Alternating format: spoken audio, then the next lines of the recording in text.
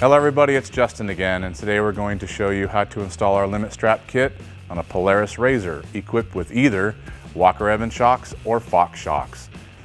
Our patent pending limit strap kit is one of a kind on the market because it attaches directly to the shock. The limit strap will actually be in line with the shock for the least amount of leverage possible and the least amount of stretch throughout its life. For those of you who don't know what a limit strap is, they've been used in racing for many, many years. As a matter of fact, they're standard equipment in most race cars, especially in the bigger classes. Limit straps are designed to stop the shock from extending all the way so that you don't hear the clunk when the shock tops out on itself. This will extend the life of your shock, it'll help CV wear, and it'll keep the car extremely quiet so you don't have to have that annoying clunk in the front. Another feature of our limit strap kit is that the lower limit strap tab is a custom design that is specifically made to clear the tire at full turn and droop. Unlike other kits on the market that use extension spacers on the lower bolts that hit the tire at this time, our limit strap kit has complete clearance at that point and will never rub the tire.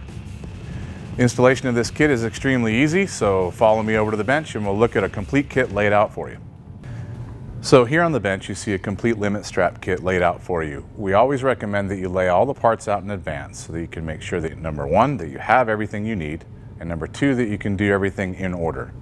Some of the parts that come in the kit are 2 billet aluminum clevis mounts. These clevis mounts are hard anodized, laser etched in multiple places with stainless steel hardware. They're a smooth bore finish so that when this is tightened onto the shock, it does not hurt any of the threads or the shock body. 2 lower strap bolts, 2 lower bolt spacers, 2 O-rings, and 2 clevises. These are a custom clevis that we make that are threaded on the backside. There is no nut needed. The reason for this is so that we can get the clevis as close as possible to the coil spring and limit the leverage on the system. The kit also comes with 2 limit straps. These limit straps are quad strap, which means that we have 4 layers stitched together on the ends of the strap. It is the strongest strap made and lasts the longest. The strap also has a patent pending lower bracket. This bracket is very important for a Polaris RZR because any of the strap kits that use a long lower bolt spacer will hit the tire at full turning. Our lower tab is bent to clear the coil spring. It also has clearance for the tire and keeps the system tight into the control arm to decrease leverage on the bolt. This whole system is the strongest it could possibly be and still have 0 tire clearance problems at any point throughout turning the system. So one thing that we want to point out on this installation car is that it's using aftermarket arms. Our limit strap kit does not care whether you're using any aftermarket arm system or stock arm system. The process to put this kit on is exactly the same either way. First step in the process is to jack up the car using our Pro Eagle jack.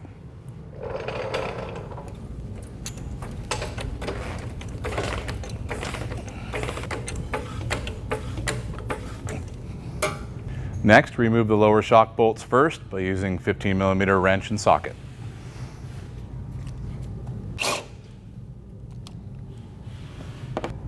Try to use your feet to lift up the tire and shake the system so you can get the bolt loose very easily. Repeat the process on the other side.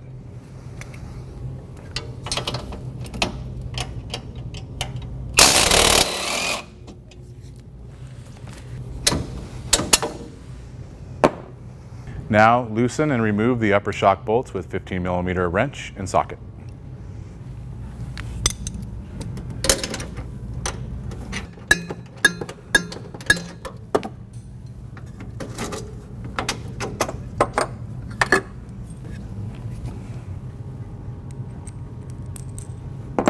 Now repeat the process on the other side.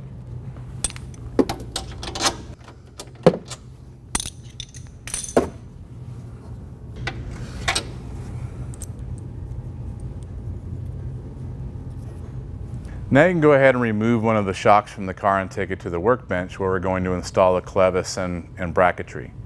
It's a good idea to do one shock at a time because these shocks are side specific. The reservoir on the shock is clocked closer to the firewall on both of these shocks.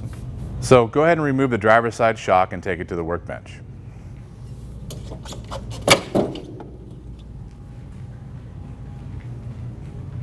So we find that it's a little easier to put the shock in the vise, right side up, to have it held in place for the next step. But if you don't have a vise, you can do this on the workbench, no problem. Next, grab one of the billet upper clevis clamps and loosen the hardware on the back. And make sure that you install it with the text right side up. The top of the shock, install the bracket towards the firewall side of the shock. Remember, these shocks are side specific and we're working on the driver's side. That means that the reservoir is going to be facing the back of the car. The way I've got this installed in the vise, the reservoir is rearward. We're going to be installing this bracket with the clevis mount rearward, basically hiding behind the reservoir. When you install this bracket, you're going to install it all the way up against the head of the shock, and you're going to put the clevis hole directly in line with the shock bolt.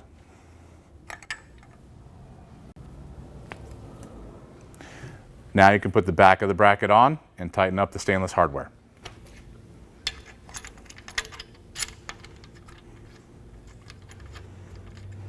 Make sure that you're tightening the stainless hardware in an alternating pattern.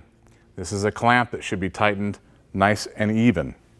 Start with one corner and go to the opposite corner on the clamp, a little at a time, basically finger tight, until you get the clamp to close all of the gaps.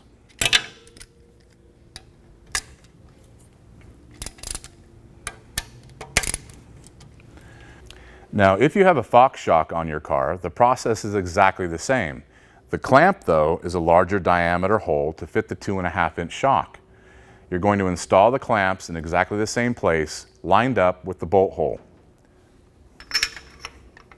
Clevis mount and bolt hole perfectly in line. Next, we're going to install the limit strap and the clevis. Most of our kits are going to come with this clevis already installed on the strap. But if yours didn't come this way, we'll show you how to put it together right now. First, grab a clevis and loosen the lower bolt. Take the O-ring that is supplied and install that on the head of the bolt.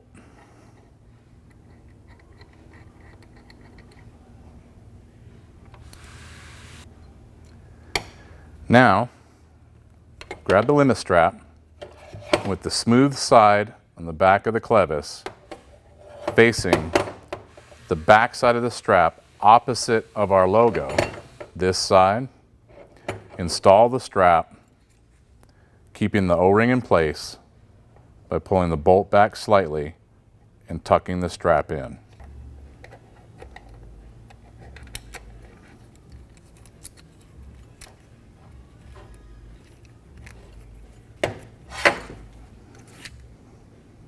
With the clevis installed on the strap and the logo facing the bolt side and the flush side in line with the non-logo side, choose the strap that has the clearance in the cut for the tire.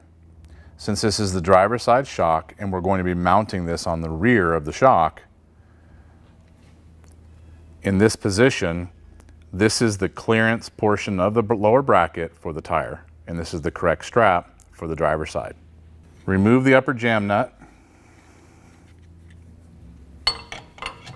Slide the clevis all the way up.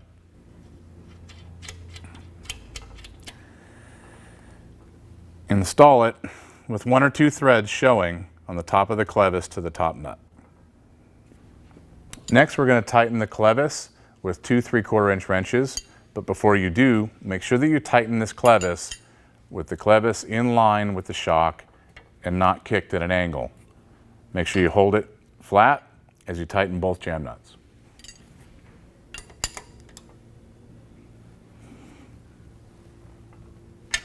Next, with a 5/8 ratchet, Tighten the limit strap bolt, only if it didn't already come assembled in the kit.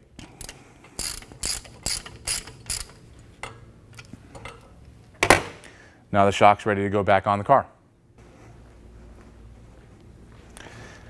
The driver's side shock is ready to go back on the car. Install it using the upper bolt only.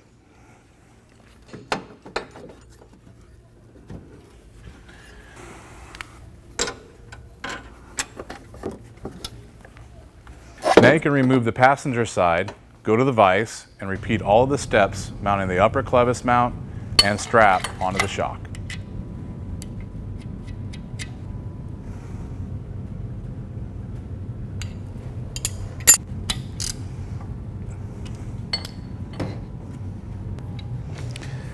Now you can install the passenger side shock back on the car using just the upper bolt.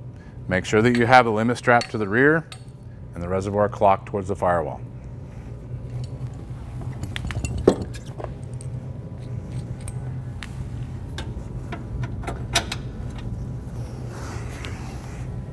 Now, grab the lower bolt that's supplied in the kit and install it in the lower shock mount. Use your feet to lift the tire slightly.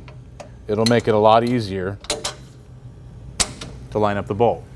Do not install the hardware yet to tighten this. We'll do that once we drop it on the ground. Now you can repeat this step on the other side. Next, drop the car back on the ground so that we can install the strap, spacer, and nut.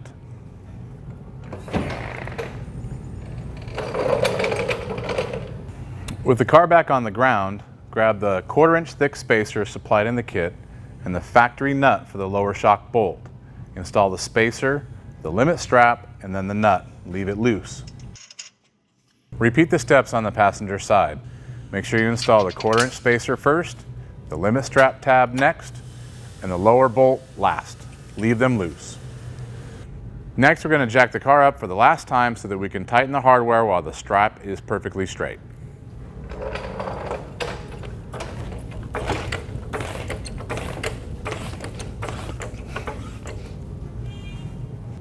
Next, tighten the lower shock bolt hardware. The reason we do this while the car is up in the air is to make sure that the strap is tightened while it's perfectly straight. If you tighten it while it is in a crooked position, you can prematurely wear out the strap. Go ahead and tighten the hardware.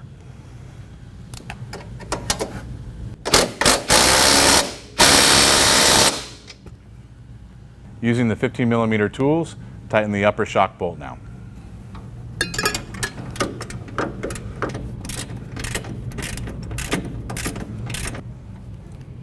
Now repeat those steps on the opposite side, tightening the lower and upper shock bolts.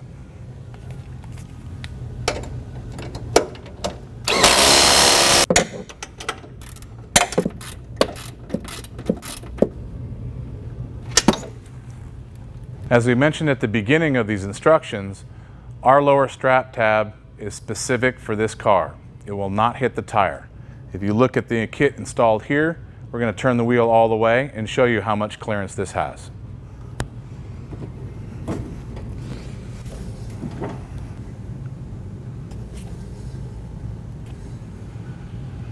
Now that you have the system completely tight, all the hardware is set up and all of our limit strap kit is tightened as well, it's time to measure the system and make sure that you have it pulled up the right amount.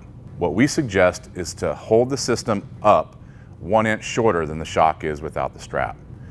The straps will stretch easily 1/2 inch in the first 100 miles. So if we shorten the system by 1 inch, the strap will stretch 1/2 inch, keeping the system within the range that won't make any noise. It's a good idea to measure this on a routine basis every time you've got the car off the ground and make sure that it hasn't stretched any further, or if you want to use all the travel available, you could even let it out another 1/4 inch. The goal here is that the strap system is just short enough to stop the shock from extending and causing the noise. If you start to hear the clunk in the front end after you've installed the kit after a few 100 miles, that's a telltale sign that the strap is stretched to the point where the shock is extending on itself. It's time to shorten the system 1/4 inch. This is the reason why it's adjustable, and we expect this throughout the process of running the kit. It's your job to measure the system on a routine basis and make sure that it hasn't stretched too far or picked up the noise. But if it does, shorten it 1/4 inch and you'll be good to go. So with the car jacked up, it's time to measure the system and check to see exactly where the extended length is.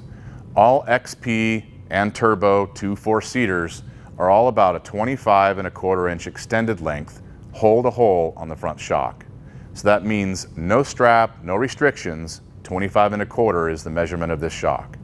We want to set this up at 24¼ 1 inch shorter. That way the system can stretch to a ½ inch and you still won't pick up any noise. So now that the kit is completely installed, you're basically done. But there's a few things you want to make sure that you guys are aware of. The kit is adjustable for a reason. That's so that you can keep up on strap stretch and you can adjust it perfectly if you want to. We suggest that you start with the kit 1 inch shorter than stock so that it extends and doesn't have any noise. But if you want to get every inch out of the travel that you have in the car, you can absolutely adjust it another 1/4 inch longer until the shock starts to make noise, and then choke it up just another 1/4 inch and get every inch of travel out of your car. Another thing to consider is that this kit is designed for all Polaris platforms with the exception of the Turbo S. This means that different shocks on the car, Fox, Walker, and different year Walker shocks, pre-16 or 17 and newer, have different shock head heights. The head height will determine where our billet clamp attaches to the shock. That determines overall length on the strap. So depending on the year, the model, and the shock you have, different adjustments are possible with these strap kits. We've done this on purpose so that the kit works with everything. The key thing to remember is that no matter what shock you have on the car, you can adjust it to bring it up 1 inch from the stock shock length. Keep in mind that limit straps are a wearing item just like brake pads. They should outlast your UTV, but things that affect the life of the strap are environment, salt, and use. So the life of the strap will vary. We really hope these instructions helped your installation and that it went quickly and easy for you. If you have any questions about these strap kits or the installation of them, leave a comment below or call the shop. You can purchase these strap kits on our website, shocktherapist.com, and for more great UTV instructional videos, like and subscribe our YouTube channel.